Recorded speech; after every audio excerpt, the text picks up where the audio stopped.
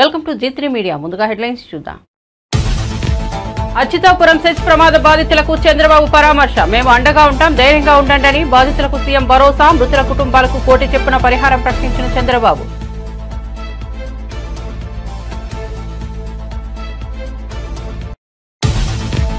రెండు లక్షల రుణమాఫీకి కట్టుబడి ఉన్నామన్న రేవంత్. త్వరలోనే ప్రతి రుణం మాఫీ అవుతుందని హామీ. బీఆర్ఎస్ అబద్దాలు ప్రచారం చేస్తోందని మండిపాటు.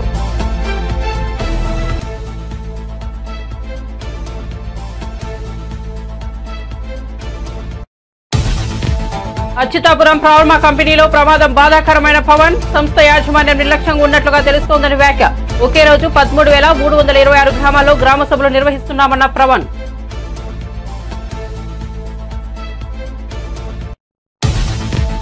అచ్యుతాపురం ఘటన బాధాకరం. ప్రభుత్వ నిర్లక్ష్యంపై బొత్స సత్యనారాయణ ఆగ్రహం. KGH లో మృతుల కుటుంబాలను పరామర్శించిన వైఎస్ఆర్సీపీ నేతలు. నష్టపరిహారంపై ప్రభుత్వంపై విమర్శలు. బాధ్యులపై చట్టపరమైన చర్యలు తీసుకోవాలని డిమాండ్ చేసిన ఎమ్మెల్సీ బొత్స. కోల్కతాలో జూనియర్ డాక్టర్లపై అత్యాచారం. దేశవ్యాప్తంగా కొనసాగుతున్న నిరసనలు. నేడు విశాఖలో ఆందోళన చేపట్టిన జూనియర్ వైద్యులు. రాష్ట్రంలోని అన్ని ఆసుపత్రుల్లో డాక్టర్ల భద్రతకు చర్యలు తీసుకుంటున్నామని చంద్రబాబు. మీ కెపాసిటీ మాకు తెలుస్తారంటూ జూనియర్ డాక్టర్ల స్పందన.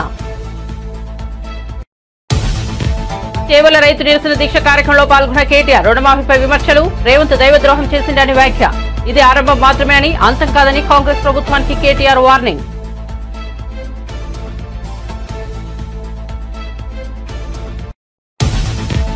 లక్ష్మీ నరసింహస్వామిని దర్శించుకున్న హరీష్ రావు. రైతులకు రుణమాఫీ విముక్తి కోసం పూజలు. తెలంగాణ ప్రజలకు ఎలాంటి కీడు జరగొద్దని కోరుతూ ఆలయంలో పాప పరిహార పూజలు. దేవుడిపై ఒట్టేసి రైతులను రేవంత్ రెడ్డి దగా చేశారని వెల్లడి.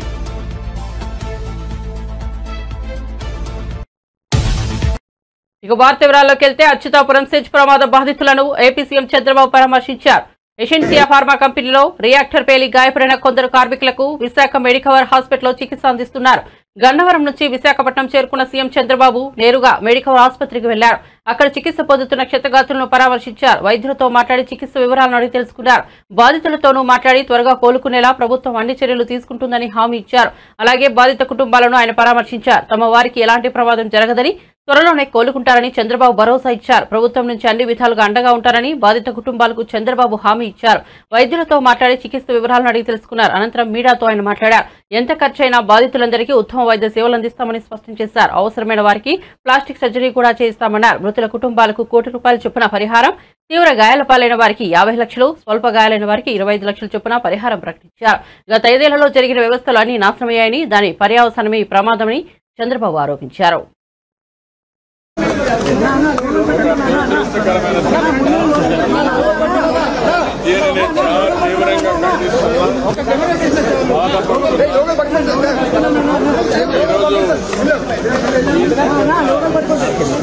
నాకు చాలా బాధేసింది.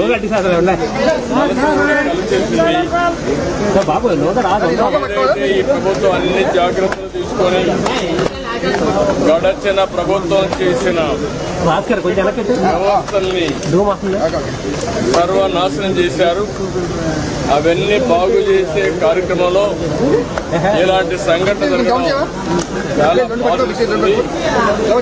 అయితే ఈ సంఘటన వల్ల దగ్గర 17 మంది చనిపోయారు, 36 మంది దెబ్బలు తగిలాయి, 10 మందికి మేజర్ దెబ్బలు ఉన్నాయి, 26 మందికి మైనస్ అయినాయి.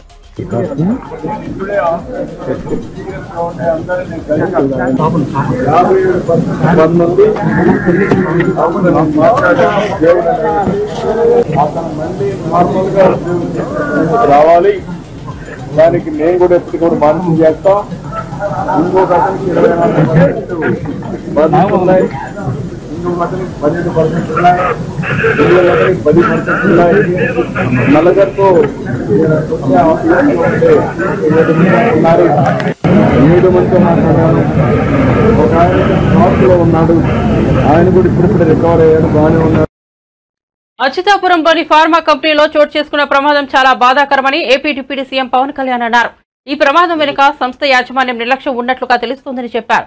పరిశ్రమల్లో సేఫ్టీ ఆడిట్ నిర్వహించాలని గతంలో చాలాసార్లు చెప్పామని అన్నారు. ప్రజలు కార్మికుల భద్రత కోసం సేఫ్టీ ఆడిట్ చేయించాలని చెప్పారు. కాలుష్య నియంత్రణ శాఖ తన పరిధిలో ఉందని, భద్రత వేరే శాఖ కిందకు వస్తుందని అన్నారు. మంగళగిరిలోని తన నివాసంలో నిర్వహించిన మీడియా సమావేశంలో ఆయన మాట్లాడుతూ ఈ వ్యాఖ్యలు చేశారు. ప్రతి వారం ఏదో ఒక ప్రమాదం జరగడం బాధను కలిగిస్తోందని పవన్ చెప్పారు. సంతాపం తెలిపి పరిహారం ఇస్తే సరిపోదని అన్నారు. రాబోయే 3 నెలల్లో పరిశ్రమల భద్రతపై కార్యాచరణ సిద్ధం చేస్తామని చెప్పారు. Director of factories, labour, fire department, అలాగే కేంద్ర ప్రభుత్వ ఆధ్వర్యంలో ఉండే petrol and explosive safety organisation పర్యవేక్షిస్తుంది. ప్రత్యేకించి ఈ essential advance science private limited ఇది 2 నేను మాట్లాడితే నేను వాళ్ళకి తెలియజేసింది ఏంటంటే 2 ఓనర్స్ ఉన్నారు, ఒకళ్ళు హైదరాబాద్లో ఉన్నారు అండ్ ఇప్పుడున్న అతనికి మాకు సంబంధం లేదని చెప్పి ఒక కమ్యూనికేషన్ గ్యాప్ వాళ్ళిద్దరి మధ్య గొడవ ఉంది. దానివల్ల ఆ సేఫ్టీ నార్మ్స్ తీసుకోవడానికి బాధ్యత లేని నాయకులు అంటే లీడర్షిప్ ఉండటం వల్ల, ఓనర్షిప్ ఉండటం వల్ల వాళ్ళందరూ ఇలాగ చేశారు. అందుకని ఈ ఫ్లోర్ నుంచి ఇంకో ఫ్లోర్కి వెళ్ళే దాంట్లో అయితే ఇంకా నాకు తెలిసి వాళ్ళు అంటూ 2nd ఫ్లోర్ నుంచి గ్రౌండ్ ఫ్లోర్కి వచ్చే సాల్వెంట్ ఫస్ట్ ఫ్లోర్లో కొంచెం లీక్ అయ్యి ఆ కరెంటు బోర్డ్స్ ఉంటే వాటికి అయ్యి వేపర్లాగా ఏర్పడి పేలిపోయింది. దాదాపు ప్రమాదంలోనే ఒక 7-8 మంది చనిపోయారు. చాలా దారుణంగా ఉంది, గుర్తుపట్టలేని పరిస్థితులు అని చెప్పారు. నేను ప్రాబ్లం ఏమవుతుందంటే నేను సేఫ్టీ ఆడిట్ చేయమని వచ్చిన రోజు నుంచి నేను అందరిని అడుగుతా ఉన్నాను. ఒక ఇష్యూ ఏముందంటే సేఫ్టీ ఆడిట్ అంటే ఈ యజమానులు భయపడిపోయే స్థాయికి వెళ్ళిపోయాయి. వాళ్ళని కొంత ఎడ్యుకేట్ చేయాల్సిన అవసరం. ఇప్పుడు ఎనీ టైం సేఫ్టీ ఆడిట్ అనగానే మా పరిశ్రమలు మూసేస్తారా, లేదంటే ఏం జరుగుతాయి, ఎలాంటి రిపోర్ట్స్ ఉంటాయంటే there are lot of gaps in safety ఇష్యూస్లో చాలా గ్యాప్స్ ఉన్నాయి. సో అందుకని నేనేం చెప్పానంటే ఇండిపెండెంట్గా పిలవండి. నేను ఆల్రెడీ ఒక రౌండ్ ఆఫ్ మీటింగ్స్ నేను పారిశ్రామికవేత్తలతో చేశాను, ఎస్పెషల్లీ వైజాగ్ ఏరియాలో హిందుస్థాన్ మన షిప్పింగ్ యార్డ్ వాళ్ళతో కూర్చోబెట్టి నేనేం చెప్పానంటే మీరు ఎన్ని చర్యలు తీసుకుంటారు పనిచేసే వాళ్ళకి కానీ పొల్యూషన్ కంట్రోల్ నామ్స్కి సంబంధించి మీరు ఎలాంటి చర్యలు తీసుకుంటున్నారు మాకు వివరించండి అంటే మేము వాళ్ళు గతంలో కంటే ఇప్పుడు బాగా చేస్తూ ఉంటాను కానీ they are not to the satisfactory level. ఇప్పుడు ఒకేసారి మనం ఈ పొల్యూషన్ ఇవన్నీ మన ఈ నామ్స్ అన్నీ పెడితే ఇండస్ట్రీ షుడ్ కమ్ ఫార్వర్డ్. అంటే ఇది నేను చాలా రోజుల నుంచి నేను కోరుకుంటా ఉన్నాను. నేను ప్రత్యేకించి మరీ చెప్తున్నాను. ఇప్పుడు అంటే నేను ఎందుకు ఒక అడుగు ముందుకేయడానికి నేను ఎందుకు సంకోచిస్తున్నానంటే ఒకసారి అది ప్రభుత్వానికి ఇబ్బందిగా ఉండకూడదు గబుక్కుని నా ఉద్దేశం సేఫ్టీ ఆడిట్ జనాల ప్రాణాలు పోకూడదు, కార్మికుల ప్రాణాలు పోకూడదు అనుకునే పరిస్థితిలో ఉంటాను నేను. ఇప్పుడు మళ్ళీ ఇది ఇలాంటి సేఫ్టీ ఆడిట్ చేస్తే ఉన్న పరిశ్రమలు వెళ్ళిపోతాయి అని చెప్పి ఒక వదంతి ఉంది. అది కొంచెం మాట్లాడతారు నాతోటి, మీరు ఇలా చేస్తే పరిశ్రమలు వెళ్ళిపోతాయి, పరిశ్రమలకి అనుకూలమైన వాతావరణం ఉండదు అంటే. నా ఉద్దేశం ఏంటంటే అది కనీస భద్రత అనేది పరిశ్రమలు ఇవ్వాల్సింది కదా. నేను పరిశ్రమల్లో ఇంక్లూడింగ్ ఆక్వా వాళ్ళకు కూడా చెప్పాను. సో గ్రేట్ చాలా సంపాదన ఉంది, రాష్ట్రానికి ఆదాయం ఉంది, మనకి ఈ పరిశ్రమల వల్ల చాలా సంపాదన ఉంది. కానీ ప్రయారిటీ ఎవరైతే పని చేస్తారో వాళ్ళకి ప్రాణరక్షణ కూడా చాలా అవసరం కదా. ఆ నామ్స్ ఏంటి ఒకసారి మాట్లాడదామని నేను అనుకుంది ఏమంటే సెప్టెంబర్ ఒక్క రోజులో మా బతుకులు తలకిందులైపోయాయి. మా వాళ్ళ శవాల్ని తెచ్చి ఇక్కడ పెట్టారు. ప్రమాదం జరిగాక మా లోకల్ ఎమ్మెల్యే ఎంపీ ఎవరూ వచ్చింది లేదు. ఫ్యాక్టరీ మేనేజ్మెంట్ గురించి స్పందన లేదంటూ అచ్యుతాపురం ఎషెన్షియా ఫార్మా కంపెనీ బాధిత కుటుంబాలు కన్నీళ్లు పెట్టుకుంటున్నాయి. గురువారం వైఎస్ఆర్సీపీ నేతలు కింగ్ జార్జ్ ఆసుపత్రిలో మృతుల కుటుంబాలను పరామర్శించారు. ఆ సమయంలో బాధిత కుటుంబాల ఆవేదన విని ఎమ్మెల్సీ బొత్స సత్యనారాయణ చలించిపోయారు. అచ్యుతాపురం ఘటన దురదృష్టకరం కానీ పాలక పార్టీ తీరు బాధాకరం. బాధితుల్ని ప్రభుత్వం పట్టించుకోవడం లేదని, నష్టపరిహారంపై ప్రభుత్వం నుంచి స్పష్టత లేదన్నారు. ఇంత నిర్లక్ష్యం తగదని, బాధితులకు భరోసా కల్పించాల్సిన బాధ్యత ప్రభుత్వానిదన్నారు. ఘటనకు బాధ్యులు అయిన యాజమాన్యం మీద చట్టపరమైన చర్యలు తీసుకోవాలని డిమాండ్ చేశారు. ఎవరైతే చిన్న మీ ఇంజూర్డ్ అయ్యారో బయట హాస్పిటల్ చేసుకున్న వాళ్ళకి 50,000 తక్కువ లేకుండా వాళ్ళకి ఇవ్వాలి. అది దాని అన్నింటికి కూడా రాతపరకమైన ప్రభుత్వం నుంచి ఒక ప్రొసీడింగ్ ఒక రిలీజ్ రావాలి, జీవో రావాలి. వచ్చినప్పుడే ప్రజలు నమ్మకం ఉంటుంది. అంటే ప్రమాదాలు జరుగుతున్న ప్రభుత్వాలు ఏంటంటే ఎందుకు వస్తుంది ప్రమాదం, ఆ ప్రమాదాన్ని దానికి ఉన్న ఏ కారణం వల్ల వచ్చింది, దాన్ని ఏ విధంగా మనం అరికట్టాలి అనేది దృష్టి పెడితే అవన్నీ అయిపోతాయి. జరిగింది అని నిర్లక్ష్యం ఉంటే ఒక దాని తర్వాత రెండో వస్తుంది. ఇమీడియట్ ఇప్పుడు ఉంది దీని ఇంతకుముందు ఎల్జీ ప్రాబ్లం జరిగింది, వెంటనే సేఫ్టీ ఆడిట్ జరగాలన్నాం, పెట్టాము, వెంటనే అందరికీ జీవో ఇష్యూ చేసాము, కమిటీ చేసాము. ఇప్పుడు సాక్షాత్తు ఉన్న నీరవ్ కుమార్ ప్రసాద్ ఎవరైతే సిఎస్గా ఉన్నారో ఆయన అప్పుడు సెక్రటరీ, ఆయన ఆధ్వర్యంలో వేసాము, ఆయనే చూడమని చెప్పాము, ఆయనే పర్యవేక్షణాధికారి, ఆయనతో చేయించాము. ఇప్పుడు అలాగే చేస్తే ఆటోమేటిక్ తగ్గుతుంటాయి. అది అలాగని వ్యవస్థను ఆపేయమని చెప్పట్లేగా మేము. సార్ ఇప్పుడు మీరు చెప్తున్న విధంగా అధికార పార్టీ నాయకులు రాలేదు, దానికి కారణం అంటారు. నాకేం తెలుసు, మీరు అడగండి వస్తారు. తర్వాత ఇప్పుడు నేను అన్నాను కదా, ఇప్పుడు నేను అన్నాను కదా, వాళ్ళకి ఖాళీ లేక వాళ్ళకి వెళ్ళిన వాళ్ళకి నిర్లక్ష్యం. నిన్న జరిగిన ఎన్నికల్లో వాళ్ళకి వచ్చిన ఇది చూసి ఏ రకంగా తెచ్చుకున్నారు అవి చూసి వాళ్ళకి వచ్చి ఎక్కడున్న వచ్చి అక్కడ లేవు అని నేను అనుకుంటాను. Maybe wrong or right. లేకపోతే ఎవడో నవ్వుతాడండి సామాన్యుడు ఇక్కడ వచ్చి చూడకపోతే. ఇది మానవత్వం ఎవడో చేయాలి కదండి. ప్రభుత్వంలోనే ప్రభుత్వం లేకపోయినా నేను ఇప్పుడు అక్కడికి వెళ్దాం అనుకున్నాను. ఎక్కడికి ఇప్పుడు మేము అందరం కలిసి మా నాయకులు అందరం కలిసి వెళ్దాం అనుకున్నాం. పోలీసులు అడిగాను, లేదండి ముఖ్యమంత్రి గారు వస్తున్నారు, దాంట్లో మనం కాంట్రవర్సీ ఉండకూడదు, వాళ్ళు వెళ్తున్నప్పుడు వచ్చి పోలీసు దానికి సెక్యూరిటీ వ్యవహారం ఉంటాయని. సరే వాళ్ళు వెళ్ళిన తర్వాత వస్తామని చెప్పాము. అంత ఉందాక పరిస్థితి. అందుకే నో అని అనలే కదండి. అది సాంప్రదాయం. అది పద్ధతి. ఎవరు దేనివల్ల వ్యవస్థకి ఏది జరిగినా వ్యవస్థకి నష్టం జరగకూడదు. వ్యవస్థను కాపాడుకొని చేయాలి, ప్రజలకు నమ్మకం కలగాలి. పర్వాలేదు, ఈ వ్యవస్థ ఈ ప్రభుత్వాలు ఉన్నాయి, పర్వాలేదు. ప్రభుత్వం అంటే వ్యవస్థ మీద నమ్మకం పోతే ఎలాగా? అది పోయింది ఎడుపు. అది చూస్తే అది ఆత్మలు చూస్తే ఓకే.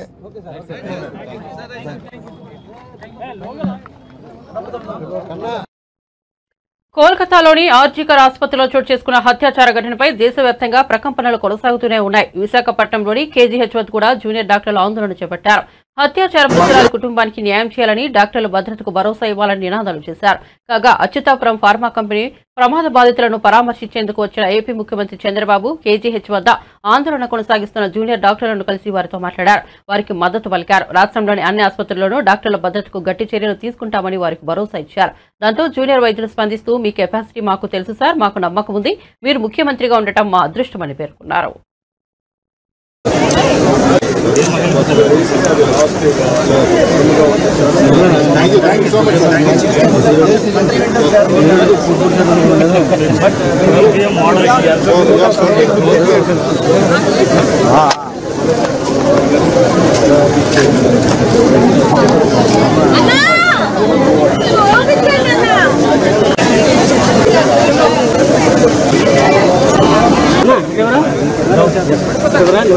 కలకత్తాలో జరిగినటువంటి సంఘటన పైన జాతీయ స్థాయిలో పెద్ద ఎత్తున డాక్టర్లందరూ కూడా నిరసన తెలియజేస్తున్నారు.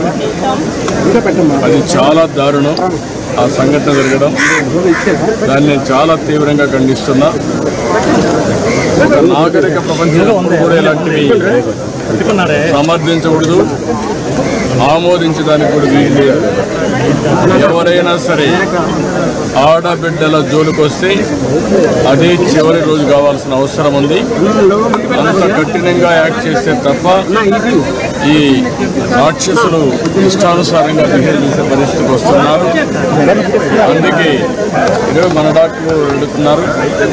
అందులో కూడా డాక్టర్స్ అనేది ఒక పవిత్రమైన వృత్తి. జీవితంలో చాలా సంవత్సరాలు చదువుకుని పర్సనల్ లైఫ్ కానీ కనీసం ఫ్యామిలీ లైఫ్ లేకుండా ప్రజాసేవ కోసం ముందుకు పోతూ ఉంటారు. అలాంటి ఆడబిడ్డలకు సెక్యూరిటీ లేకుండా పోవడం చాలా దారుణం. అందుకే తప్పకుండా ఒక ప్రత్యేక చట్టాన్ని తీసుకొస్తాం. చట్టాన్ని తీసుకొచ్చి ఏదైతే కర్ణాటక చేశారో అలాంటి చట్టాన్ని తీసుకొచ్చి పగడ్బందీగా 7 సంవత్సరాలు జైలు శిక్ష పెట్టేట్టుగా తీసుకొస్తే అప్పుడే భయపడతారు. ఇమ్మీడియట్గా నెక్స్ట్ సెషన్ ఎప్పుడు వస్తే అప్పుడు నేను ఇప్పుడే చెప్తున్నాను, హెల్త్ డిపార్ట్మెంట్కి ఆ చట్టాన్ని తీసుకురామని.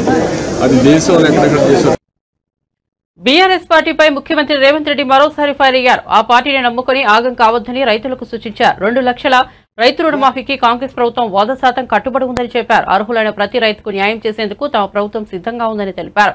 కొన్ని సాంకేతిక కారణాల వల్ల కొందరికి రుణమాఫీ జరగలేదని, త్వరలోనే ప్రతి రైతు రుణమాఫీ అవుతుందని చెప్పారు. రుణమాఫీ కాని వారు ఆందోళన చెందాల్సిన అవసరం లేదని, రాష్ట్రంలో మన ప్రభుత్వం అధికారంలో ఉందనే విషయాన్ని అందరూ గుర్తుంచుకోవాలని అన్నారు. 31,000 కోట్ల రూపాయలతోటి 2 లక్షల వరకు రైతులకు రుణమాఫీ చేస్తామని 15 ఆగస్టు లోపల చేస్తామని మాట ఇచ్చిన మేము 18,000 కోట్ల రూపాయలు చెల్లించడం, బ్యాంకులలో నగదు అందుబాటులో పెట్టినాం. మిగతావి కూడా మాఫీ చేస్తామన్నాం. ఈ సన్నాసులను నమ్ముకొని రోడ్ల మీద తిరిగితే ఆయాసమే వస్తుంది. మీకు ఏదైనా సమస్య ఉంటే కలెక్టర్లను కలవండి, వ్యవసాయ శాఖ అధికారులను కలవండి. ఈ ప్రభుత్వం ఉన్నదే మీకోసం. ఈ ప్రభుత్వం మీ సమస్యలను పరిష్కరించడానికి ఉన్నది. ఈ ప్రభుత్వం ప్రజాపాలనది. ప్రజలకు అందుబాటులో ఉన్నాం. పొద్దున్న లేస్తే వేలాది మందిని మేమందరం కలుస్తున్నాం. నేను అడుగుతున్న ఇవాళ తెలంగాణ సమాజాన్ని, ఎన్నడైనా 6 నెలలకు ఒక్కసారైనా కేసీఆర్ ముఖం చూసినారా? ఫామ్ హౌస్ లో బోర్లో వండుకునేటోడు ఇవాళ రోజుకు 18 గంటలు నేను మా మంత్రులు గ్రామాలు తిరుగుతూనే ఉన్నాం కదా, వచ్చిన వాళ్ళనల్లా కలుస్తూనే ఉన్నాం కదా, మీ సమస్యలు వింటూనే ఉన్నాం కదా, మీ సమస్యలు పరిష్కరిస్తూనే ఉన్నాం కదా. మీరు ధర్నా చేయాల్సిన అవసరం ఏముంది? నిరసన తెలపాల్సిన అవసరం ఏముంది? ప్రభుత్వం విననప్పుడు, ప్రభుత్వం మీ మాట ఏం జరుగుతుందో కనుక్కోనప్పుడు మీరు నిరసన తెలపొచ్చు, ధర్నా చేయొచ్చు, రాస్తా రోకో చేయొచ్చు. కానీ ప్రభుత్వమే మీ దగ్గర ఉండి ప్రభుత్వం వింటున్నప్పుడు, ప్రజాపాలన జరుగుతున్నప్పుడు, ప్రజాభవన్లో ప్రజల సమస్యల్ని వారంలో 2 రోజులు మా అధికారులు, మా చిన్నారెడ్డి గారు తీసుకుంటున్నప్పుడు మీకెందుకు కష్టం రైతులారా అని నేను చెప్తున్నా. అందుకే 10 ఏళ్ళు మిమ్మల్ని దోసుకతిన్నారు. కాకులాక గద్దలాక మీ రక్త మాంసాలను పీల్చి పిప్పి వేసిన ఈ సన్నాసులు మళ్ళీ ముసుగులో దొంగలు ముసుగేసుకొని ఇవాళ మళ్ళా మీ దగ్గరకు వచ్చి మభ్య పెట్టాలని చూస్తారు. ఈ దోపిడీ దొంగలే కదా ఈ 10 ఏళ్ళు మిమ్మల్ని దోసుకున్నది. ఈ కేసీఆర్, ఈ హరీష్ రావు, ఈ రామారావే కదా మిమ్మల్ని కొల్లగొట్టింది. ఆ కొల్లగొట్టిన సన్యాసులను 6 నెలల కింద మీరే కదా బొందబెట్టింది. మరి ఆ బొందబెట్టిన వాళ్ళను మళ్ళా గ్రామాలకు ఎట్లా రాణిస్తుండ్రు మీరు ఒక్కసారి ఆలోచన చేయమని రైతులకు విజ్ఞప్తి చేస్తున్నా. మాయ చెయ్యాలని, మిమ్మల్ని మోసం చెయ్యాలన్నదే వాళ్ళ ఆలోచన. 10 ఏళ్లలో వాళ్ళు ఇచ్చింది ఎంత? 10 నెలల్లో మేము ఇచ్చింది ఎంత? అమరవీరుల స్తూపం దగ్గర చర్చ చేద్దాం రాండి.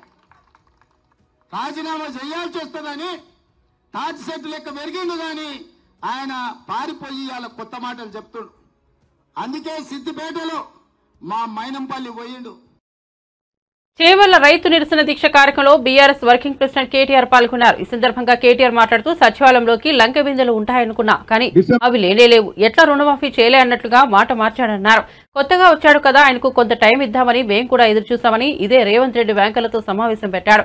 2 లక్షల రుణమాఫీ కోసం 49,000 కోట్లు కావాలని బ్యాంకులు చెప్పారన్నారు కేటీఆర్. దీంతో తప్పించుకునేందుకు చావు తెలివితేటలు స్టార్ట్ చేయడం మొదలుపెట్టారని, ఒక్క ఏడాది కడుపు కొట్టుకుంటే 40,000 కోట్లు కట్టేస్తా అని 9,000 కోట్లు కట్ చేసి మీడియా ముందు మాట్లాడారని, పార్లమెంట్ ఎన్నికల నాటికి ఇక ప్రజలు తనను నమ్మరని భావించి ఎక్కడికి పోతే అక్కడ దేవుళ్ల మీద ఒట్టేసి ఆగస్టు 15కు రుణమాఫీ చేస్తా అని చెప్పారన్నారు కేటీఆర్. ఆగస్టు 17 పోయింది, రుణమాఫీ కాలేదు. దేవుళ్లను కూడా ఈ రేవంత్ రెడ్డి మోసం చేసిందని, దైవద్రోహం చేసినందుకు ఈ దుర్మార్గుడిని కేసీఆర్ ను తిట్టి 4 ఓట్లు వేయించుకునే ఆ తర్వాత అవతల పడ్డాడన్నారు. అర్ధరాత్రి గడ్డపారలు పట్టుకొని, తటపారలు కప్పుకొని, నెత్తి మీద తువాలు చుట్టుకొని, ఎవడు తెలియని దొంగరాత్రి ఎవడు తిరుగుతాడు లంక బిందెల కోసం? మరి ఎవడన్నా ముఖ్యమంత్రి అంటాడా సెక్రటేరియట్ పోయి ఇక్కడ లంక బిందెలు ఉంటాయనుకొని వచ్చినా లేనే లేవు, అన్ని ఖాళీ కుండలే ఉన్నాయి, యాడికెళ్ళి చేయాలి? సరే, కొత్తగా వచ్చిండు కదా, ఏదో మాట్లాడుతుండు కదా, నిజంగానే కొంత టైం ఇస్తే చేస్తాడేమో అని మనోళ్ళు కూడా ఏమన్నారంటే, కేసీఆర్ సారు ఇంకా మా సబితక్క కొత్తగా వచ్చిండు కదా, తొందరపడద్దు, మనం కూడా ఏదో అనుకొని వచ్చిండు, ఆయన ఆడ ఏం లేదంటుండు కదా, కొద్దిగా టైం ఇద్దాం, ఒక 6 నెలలు చూద్దాం అనే మాట మాట్లాడిండు. మరి ఇదే రేవంత్ రెడ్డి డిసెంబర్లో ముఖ్యమంత్రి అయిండు. డిసెంబర్ 3వ వారంలోనో 2వ వారంలోనో బ్యాంకులతో ఒక మీటింగ్ పెట్టిండు. అసలు రాష్ట్రంలో రైతుల రుణాలు మాఫీ చేయాలనుకుంటే ఎన్ని పైసలు అవుతాయి అని బ్యాంకులను అడిగిండు. అడిగితే బ్యాంకులు ఏం చెప్పారు ఎరికేనా? నువ్వు 2 లక్షల రుణమాఫీ అన్నావు కదా, 2 లక్షల రుణాలు మాఫీ చేయాలంటే 49,000 కోట్లు అయితే రేవంత్ రెడ్డి గారు, మరి 49,000 కోట్లు ఇంతజాం చేసుకో అని చెప్పారు. ఆయన గొంతుల పచ్చి వెలక్కాయ పడ్డట్టు అయింది. తెలివక ఏదేదో నరికితిమి, ఆయన తిరకపోతే ఎట్లా బయటపడాలి, వీళ్ళకెళ్ళి ఎట్లా బయటపడి మొత్తానికి తప్పించుకోవాలని చెప్పి ఇక ఆ రోజు నుంచే సాగు తెలివితేటలు చూపెట్టడం మొదలుపెట్టిండు. బ్యాంకు వాళ్ళు 49,000 కోట్లు అన్నారు డిసెంబర్లో. ఏం చేసిండు రేవంత్ రెడ్డి? జనవరిలో ఒక ప్రెస్ కాన్ఫరెన్స్ పెట్టిండు, ప్రెస్ మీటింగ్, పత్రికలను పిలుచుకున్నాడు. ఇక వాళ్ళ ముంగట మైక్ పట్టుకొని మళ్ళా లొల్లి పెట్టుకుంటూ మాట్లాడుతుండు. ఏం మాట్లాడిండు ఆ రోజు? ఏం మాట్లాడిండంటే, ఇగో నేను ఒక్క సంవత్సరం గట్టిగా కడుపు కట్టుకుంటే అవినీతి చేయకపోతే 40,000 కోట్లు ఉత్తగానే కట్టి పారేస్తా, అల్కా కడతా అన్నాడు. అంటే 49,000 కోట్లకెళ్ళి 9,000 కోట్లు కటింగ్ పెట్టేసిండు. మొదలు 49 ఉండే, దాన్ని 9,000 కటింగ్ పెట్టి 40,000కి ఆయనతో కోసి పారేసిండు. ఇది జనవరి ముచ్చట. ఇక జనవరి కాగానే ఆయనతో పార్లమెంట్ ఎలక్షన్ వచ్చింది. ఇక పార్లమెంట్ ఎలక్షన్లో ఎవరు నమ్ముతలేరు. సోనియా గాంధీ మీద ఒట్టు పెట్టుకుంటే రుణమాఫీ అని చెప్పి చేయకపోతే జాడిచ్చి తంతరేమో, ఎట్లయితే ఏం చేయాలి ఇప్పుడు అని చెప్పి ఏ గుడికి పోతే ఏ ఊరికి పోతే ఆడ దేవుని మీద ఒట్టు పెట్టిండు. యాదగిరి గుట్టకు పోయిండు, ఇగో ఇక్కడ లక్ష్మీ నరసింహస్వామి మీద ఒట్టు 15 ఆగస్టుకు చేస్తా. వికారాబాద్ వచ్చిండు, అనంత పద్మనాభ స్వామి మీద ఒట్టు 15 ఆగస్టుకు చేస్తా. వేములవాడ వేయిండు, రాజన్న మీద ఒట్టు 15 ఆగస్టుకు చేస్తా. భద్రాచలం వేయిండు, సీతారామస్వామి మీద ఒట్టు 15 ఆగస్టుకు చేస్తా. ఆఖరికి మహబూబ్నగర్ పోయి కురుమిర్తి మీద ఒట్టు 15 ఆగస్టుకు చేస్తా అని చెప్పిండు. దేవుళ్ళ కొంప ఉంచుకున్నాడానికి ఇప్పుడు అటు ఇటు పోయి 15 ఆగస్టు పోయింది, రుణమాఫీ కాలే. ఇప్పుడు దేవుళ్ళందరూ ఏడ దొరుకుతాడా రేవంత్ రెడ్డి అని వాళ్ళు కూడా ఎత్తుకుతాను, ఏడున్నాడు ఈడని.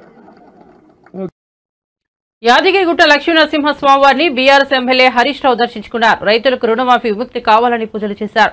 బీఆర్ఎస్ ఎమ్మెల్యేలు, ఎమ్మెల్సీలతో నాయకులతో ఆయన యాదగిరిగుట్టకు చేరుకున్నారు. ఈ సందర్భంగా సీఎం రేవంత్ మాట ఇచ్చి తప్పినందుకు పరిహార పూజలు చేశారు. రుణమాఫీ చేయడంతో ప్రభుత్వం విఫలమైందని ఆరోపించారు. స్వామి, ఈ పాపాత్ముడైన ముఖ్యమంత్రిని క్షమించు, తెలంగాణ ప్రజలపై దయ ఉంచు అని వేడుకున్నానన్నారు. కేశవాయ స్వాహ, నారాయణాయ స్వాహ, మాధవాయ స్వాహ, గోవిందాయ నమః, విష్ణవే నమః, మత్సూదనాయ నమః, త్రివిక్రమాయ నమః, వామనాయ నమః, శ్రీధరాయ నమః, ఋషికేశాయ నమః, పద్మనాభాయ నమః, దామోదరాయ నమః, సంకర్షణాయ నమః, వాసుదేవాయ నమః, ప్రద్యుమ్నాయ నమః, అనిరుద్ధాయ నమః, పురుషోత్తమాయ నమః, ధ్వక్షాయ నమః, నరసింహాయ నమః, అచ్యుతాయ నమః, జనార్దనాయ నమః, ఉపేంద్రాయ నమః, హరయే నమః, శ్రీకృష్ణాయ నమః. యాదగిరి లక్ష్మీ నరసింహస్వామి క్షేత్రే క్రోధినామ సంవత్సరే దక్షిణాయనే వర్ష ఋతౌ శ్రావణ మాసే కృష్ణపక్షే బృహస్పతివాసరే తృతీయాయాం ఉత్తరాభాద్రా నక్షత్రే ధృతియోగే భవకరణే ఏవం వన విశేషేణ విశిష్టాయాం శుభతిథౌ శ్రీమాన్ శ్రీమతః పునుగోటి గోత్రోద్భవస్య కర్షకానాం ప్రజానాం బాధ దర్శనం జ్వలంతం సర్మ్యహం. మొదటి దేవాలయంలో సంకల్పాన్ని చేసుకోవాలి.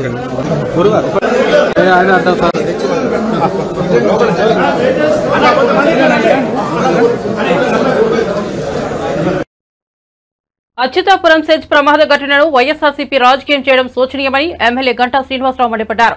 విశాఖ పారిశ్రామిక చరిత్రలోనే ఇది అతిపెద్ద ప్రమాదమని పేర్కొన్నారు. ఈ ప్రమాదంలో 17 మంది మృతి చెందడం చాలా బాధాకరమన్నారు. ప్రమాదానికి గల కారణాలపై ప్రభుత్వం విచారణ చేపట్టిందని తెలిపారు. అవసరమైతే బాధితులను ఎయిర్ లిఫ్ట్ చేసి మెరుగైన వైద్య సేవలు అందించాలని ముఖ్యమంత్రి ఆదేశించినట్లు చెప్పారు. అచ్యుతాపురం సెజ్లో ఉన్న ఫార్మా కంపెనీలో రియాక్టర్ బ్లాస్ట్ అయ్యి ప్రమాదం జరగటం, 17 మంది ప్రాణాలు కోల్పోవటం, అలాగే దాదాపు 47 మంది పైగా ఎవరైతే క్షతగాత్రులు ఉన్నారో గాయాలతోటి హాస్పిటల్లో వైద్యం పొందుతున్నారు. మరి నిన్న జరిగిన సంఘటన చాలా తీవ్రమైంది. నాకు తెలిసి బహుశా విశాఖపట్నం పారిశ్రామిక చరిత్రలో ఇది అతి పెద్ద యాక్సిడెంట్గా చెప్పుకోవాల్సిన అవసరం ఉంది. గతంలో ఎల్జీ పాలిమర్స్ కానీ లేదా హెచ్పిసిఎల్లో కానీ లేదా చిన్న చిన్న ఇన్సిడెంట్లు జరిగినప్పుడు ప్రాణ నష్టం తక్కువలో ఉండేది. ఇంత పెద్ద మొత్తంలో ప్రాణాలు కోల్పోవటం ఇది ఎవరు కూడా మర్చిపోలేని సంఘటన.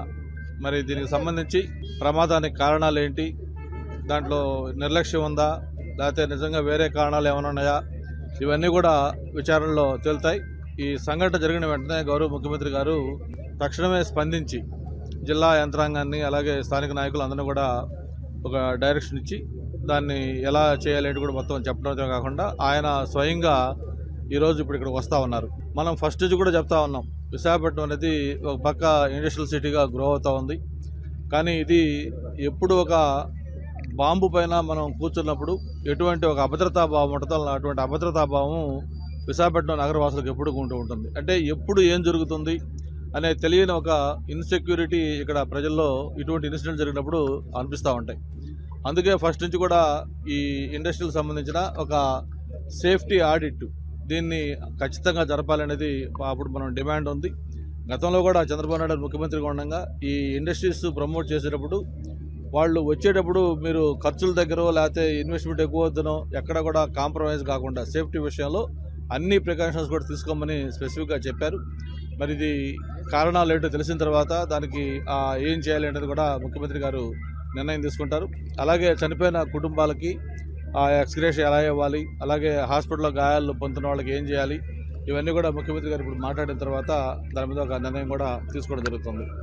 అంతేకాకుండా ఇన్సిడెంట్ జరిగిన వెంటనే అవసరం వస్తే వాళ్ళని విశాఖపట్నం కానీ లేకపోతే హైదరాబాద్ కానీ ఏమైనా అవసరం వస్తే బాంబే, ఢిల్లీ లాంటి ప్లేస్లకు కూడా అవసరం వస్తే ఎయిర్ లిఫ్ట్ చేయండి అని చెప్పిన కూడా ముఖ్యమంత్రి గారు ఆదేశాలు ఇవ్వడం జరిగింది. అంటే గవర్నమెంట్ అంత సీరియస్గా దీన్ని తీసుకుంది.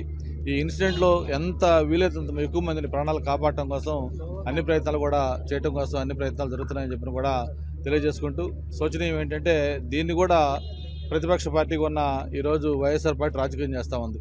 ఎవరు కూడా ఇటువంటి ఇన్సిడెంట్ జరిగినప్పుడు అందరూ కూడా ఒక సాలిడారిటీ చూపించి ఈ ఇన్సిడెంట్లో నుంచి ఎలా ప్రజల్ని మనం బాగా సర్వీస్ చేసి కాపాడాలని చూడాలి తప్ప దీన్ని రాజకీయం చేసి లబ్ధి పొందాలనుకోవడం చాలా శోచనీయం. గతంలో జగన్మోహన్ రెడ్డి గారు ఉండగా ఇటువంటి ఇన్సిడెంట్లు చాలా జరిగాయి.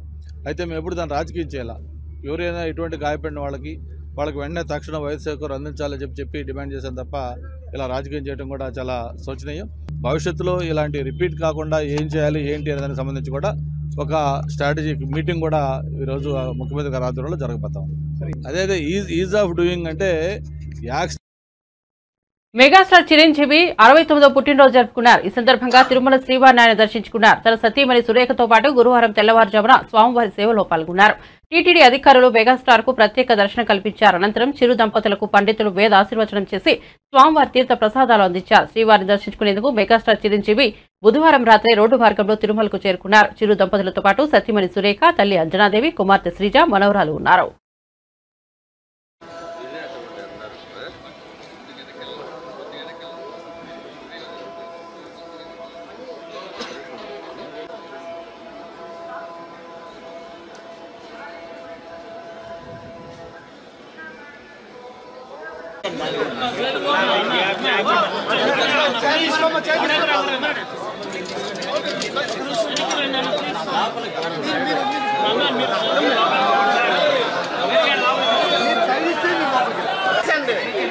సైడ్ రండి సార్.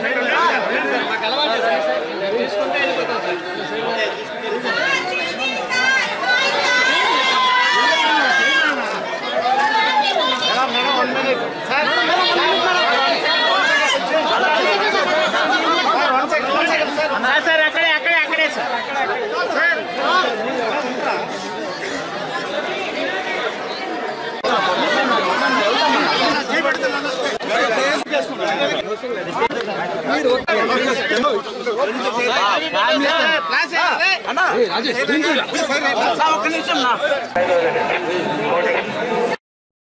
బులెటిన్ ముగించే ముందు హెడ్లైన్స్ మరోసారి చూద్దాం. అచ్యుతాపురం సెజ్ ప్రమాద బాధితులకు చంద్రబాబు పరామర్శ. మేము అండగా ఉంటాం, ధైర్యంగా ఉండండి బాధితులకు సీఎం భరోసా. మృతుల కుటుంబాలకు 1 కోటి చొప్పున పరిహారం ప్రకటించిన చంద్రబాబు.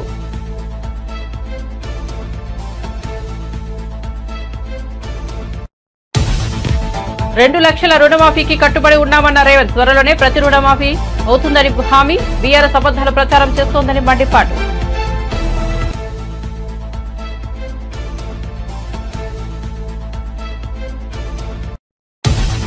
అచ్యుతాపురం ఫార్మా కంపెనీలో ప్రమాదం బాధాకరమన్న పవన్. సంస్థ యాజమాన్య నిర్లక్ష్యం ఉన్నట్టుగా తెలుస్తోందని వ్యాఖ్య. ఒకే రోజు 13,326 గ్రామాల్లో గ్రామ సభలు నిర్వహిస్తున్నామన్న పవన్.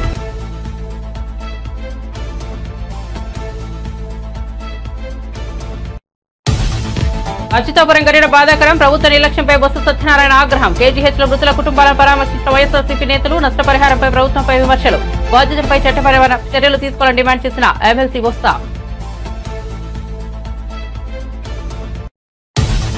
కోల్కతాలో జూనియర్ డాక్టర్లపై అత్యాచారం. దేశవ్యాప్తంగా కొనసాగుతున్న నిరసనలు. విశాఖలో ఆందోళన చేపట్టిన జూనియర్ వైద్యులు. రాష్ట్రంలోని అన్ని ఆసుపత్రుల్లో డాక్టర్ల భద్రతకు చర్యలు తీసుకుంటామన్న చంద్రబాబు. మీ కెపాసిటీ మాకు తెలుసు సార్ అంటూ జూనియర్ డాక్టర్ల స్పందన. కేవలం రైతు నిరసన దీక్ష కార్యక్రమంలో పాల్గొన్న కేటీఆర్. రుణమాఫీపై విమర్శలు. రేవంత్ దైవద్రోహం చేసిండని వ్యాఖ్య. ఇది ఆరంభం మాత్రమేనని, అంతం కాదని కాంగ్రెస్ ప్రభుత్వానికి కేటీఆర్ వార్నింగ్.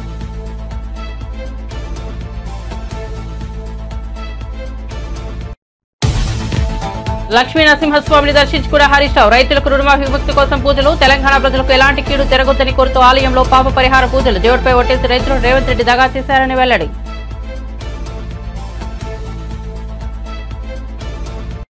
మరిన్ని అప్డేట్స్ కోసం చూస్తూనే ఉండండి G3 మీడియా.